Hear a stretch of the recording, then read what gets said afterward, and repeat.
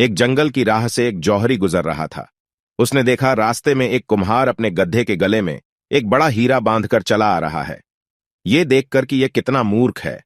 क्या इसे पता नहीं है कि यह लाखों का हीरा है और गधे के गले में सजाने के लिए बांध रखा है? उसने कुम्हार से पूछा, सुनो, ये पत्थर जो तुम गधे के गले में बांध रखा है, इसके कितने पैसे लोगे?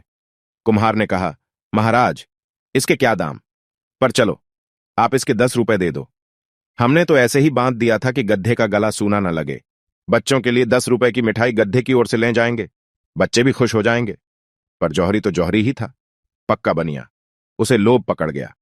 उसने कहा, 10 रुपए तो थोड़े ज्यादा है, तू इसके 5 रुपए ले ले। कुम्हार भी थोड़ा झक्की था। वह जिद पकड़ गया कि नहीं देने हो तो 10 रुपए दो, नहीं देने हैं तो कम से कम 8 रुपए तो दे ही दो, नहीं तो हम नहीं बेचेंगे। जौहरी ने कहा, पत्थर ही तो है, 5 रुपए कोई कम तो नहीं। उसने सोचा, थोड़ी दूर चलने पर आवाज दे देगा। आगे चला गया, लेकिन आधा फरलांग चलने के बाद भी कुम्हार ने उसे आवाज न दी। तब उसे लगा, बात बिगड़ गई। बेकार छोड़ा, 8 रुपए में ही ले लेता तो ठीक था। जौहरी वापस लौट कर आया, लेकिन तब तक बाजी हाथ से जा चुकी थी। गधा खड़ा आराम कर रहा था और कुम्हार अपने काम में लगा था। जौहरी ने पूछा, क्या हुआ, पत्थर कहाँ है? कुम्हार ने हंसते हुए कहा, महाराज, 20 रुपए मिले हैं उस पत्थर के, पूरा 10 रुपए का फायदा हुआ है। आपको 8 रुपए में बेच देता तो कितना घाटा होता, और अपने काम में लग गया। पर जौहरी के तो माथे पर पसीना आ गया। उसका तो दिल बैठा जा रहा था सोच सोचकर। हाय, लाखों का हीरा यूं मेरी नादानी की वजह से हाथ से चला गया। उसने कुम्हार से कहा, मूर्ख, तू बिल्कुल गधे का गधा ही रहा।